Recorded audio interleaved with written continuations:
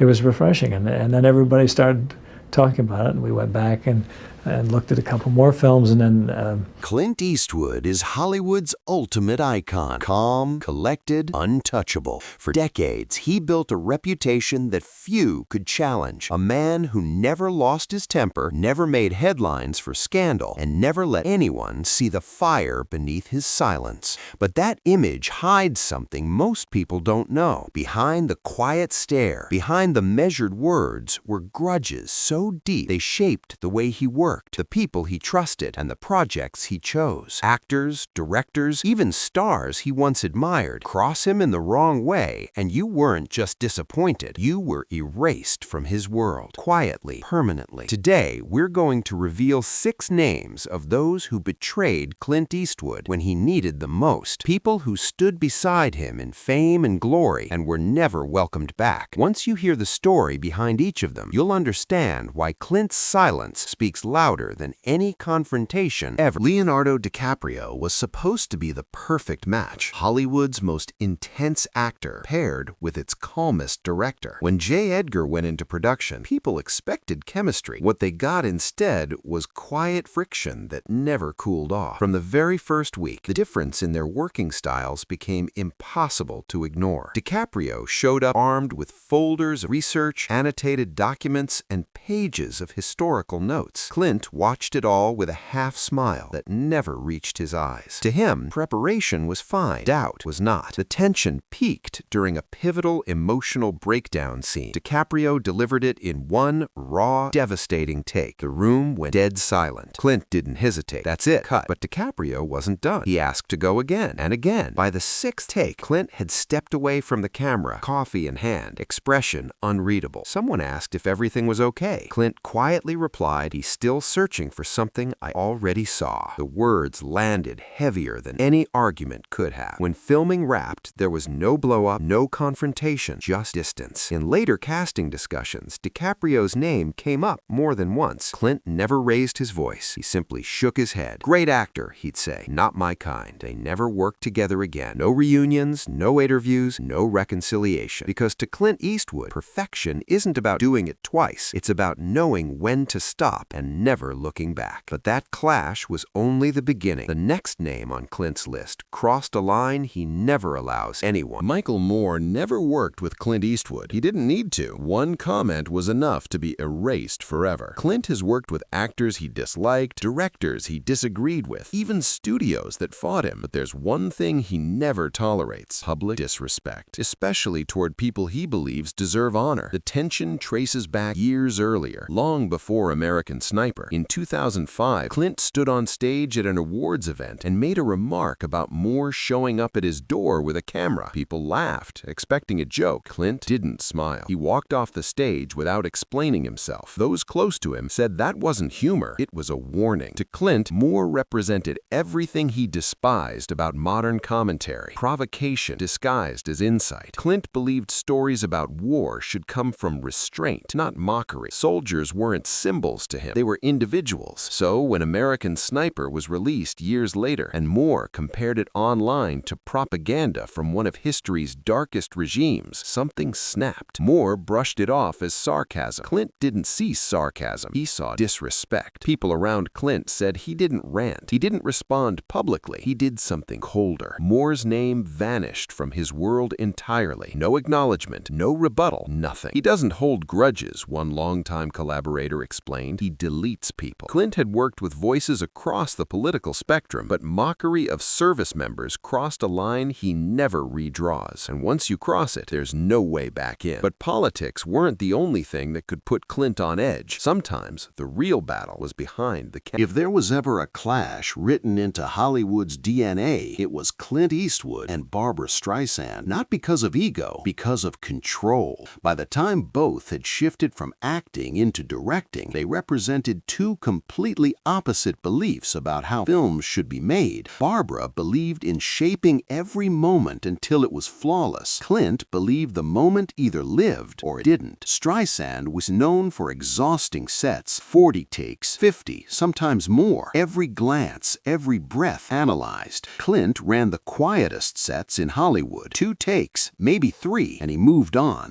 If it's real the first time, it won't get better by squeezing it, he once told a friend. To him, over-directing didn't create truth, it buried it. By the early 90s, their creative differences had turned into open disdain. When The Prince of Tides failed to earn Streisand a Best Director nomination, industry chatter spread fast. Clint was overheard saying that if decisions didn't take so long, more films might actually get finished. He never repeated it publicly. He didn't have to. The message traveled on its own. Then came The Bridges of Madison County, a project Streisand had circled for years but never committed to. When she stepped away, Clint stepped in. He stripped the story down, trusted instinct, and delivered a quiet film that stunned critics. The comparison was unavoidable. Clint never commented on it. He didn't need to. The movie spoke for him. From that point on, they avoided each other completely. No interviews, no shared events, no softening over time. To Clint, Streisand became the symbol of everything he rejected: hesitation, control, and fear of letting a moment breathe. In his world, you pull the trigger once, not 50 times. And next, Clint found himself facing a problem he couldn't outwait. Another. From the moment Tommy Lee Jones stepped onto the set in The Line of Fire, Clint Eastwood sensed trouble, not because Jones lacked talent, but because he had too much of it and no interest in yielding an inch. One crew member recalled Clint quietly leaning over and saying, "2 bulls in 1 pen." No anger, just observation. Jones worked differently than anyone Clint had directed before. He stayed in character between takes. He pushed scenes past the point Clint called cut. He questioned lines, rewrote moments on the fly, and brought an intensity that never switched off. Clint ran calm, efficient sets. Jones treated every scene like a battlefield. The contrast created a pressure no one wanted to acknowledge. Everything came to a head during a heated confrontation scene. Jones delivered his lines with venom, towering over Clint, eyes locked in. Clint called cut. Jones didn't stop. He kept going, staring straight at him. The crew froze. After a long pause, Clint broke the silence, not with anger, but with distance. He turned to his assistant and said quietly, "Life's too short for this kind of theater." From that moment on, the decision was made. The film was finished professionally, but the partnership was dead. Later, when Jones' name came up for future projects, Clint's response was always the same: calm, polite, final. "Great actor," he'd say. "We don't speak the same language." They never worked together again. No public feud, no reconciliation tour. In Clint Eastwood's world, authority doesn't raise its voice, and there's only Richard Burton tested something Clint Eastwood rarely gives away: patience. When they worked together on Where Eagles Dare, the issue wasn't fame or ego, it was reliability. Clint showed up early, prepared, and locked in. Burton didn't. Some mornings he arrived late. Others he struggled through lines that should have been effortless. The smell of the night before followed him onto set, and everyone noticed. Burton was in the middle of a chaotic personal storm, and the production paid for it. Take after take collapsed. The crew waited. Clint watched. He didn't lecture or complain. He let the behavior speak for itself. One crew member said you could physically see Clint's respect draining away with every delay. The breaking point came after Burton stumbled through the same line yet again. Clint muttered under his breath, "I'm paid by the picture, not the hour." Nervous laughter rippled across the set. Burton didn't laugh. He understood exactly what had just happened. Whatever tolerance Clint had left was gone. Later, Burton reportedly referred to the film as a paycheck job. To Clint, that wasn't just careless, it was insulting. Every project, no matter the genre, deserved full commitment. Burton had talent in abundance. What he lacked, in Clint's eyes, was respect for the work. Years later, when asked about Burton, Clint didn't soften the story. "Talented guy," he said. "Wasted talent." That was it. They never worked together again. No public fallout, just a door closed forever. But the final name on Clint's list wasn't about ego or discipline. It was about betrayal. Clint Eastwood almost never talks about Paint Your Wagon, and when people ask why, those close to him know the answer has a name he refuses to say out loud. Jean Seberg wasn't just a co-star. She became the moment Clint decided sympathy and professionalism could never coexist. From the start, the production was unstable. Seberg was emotionally unpredictable, already under intense outside pressure because of her political involvement. involvement. Some days she was warm and present. Other days she disappeared into her trailer for hours. Scenes stalled. Schedules collapsed. Clint never complained. He just waited, silent, watching the chaos eat away at the work. She would stop mid-scene to question motivation, one crew member recalled. Clint would look down, hands in his pockets, saying nothing. He believed emotions belonged in the performance, not in the process. By the third week, the patience was gone, replaced by quiet withdrawal. When the film failed, things turned ugly. Seberg spoke publicly, blaming Clint's performance for the movie's collapse. To him, that crossed a line no apology could fix. He had stayed professional through instability, pressure, and delay, and she responded with public blame. That wasn't disagreement, that was betrayal. From that moment on, she ceased to exist in his world. If her name came up, Clint changed the subject, lit a cigar, walked away. Years later, when news surfaced about Seberg's tragic end, Clint said nothing. Friends said he looked genuinely shaken, but he never rewrote the past. Some people aren't built for the work, he once said quietly, and I don't need to learn that lesson twice. And with that, the pattern becomes clear. Clint Eastwood doesn't punish loudly. He doesn't argue. He doesn't explain. He simply removes you from his life and never looks back. Looking at all 6 names, the pattern is impossible to miss. Clint Eastwood never cut people off over fame, talent, or opinions. He cut them off over principles: respect for the work, respect for the people involved, and respect for knowing when enough is enough. To him, shouting meant you'd already lost control. Silence was how you kept it. Some people see that silence as cold. Others see it as discipline taken to its extreme. Clint never corrected either interpretation. He never needed to. His career kept moving forward while those doors stayed shut behind him. No reconciliations, no late-life apologies, just a code he followed until the end. And maybe that's the most unsettling part. In an industry built on second chances, Clint Eastwood didn't believe them. Once you crossed the line, you were gone, not with anger, but with absence. So the real question isn't whether Clint was right or wrong, it's whether any of us could live by rules that unforgiving. Would you have done the same? Or did Clint's silence go too far? Let us know what you think in the comments.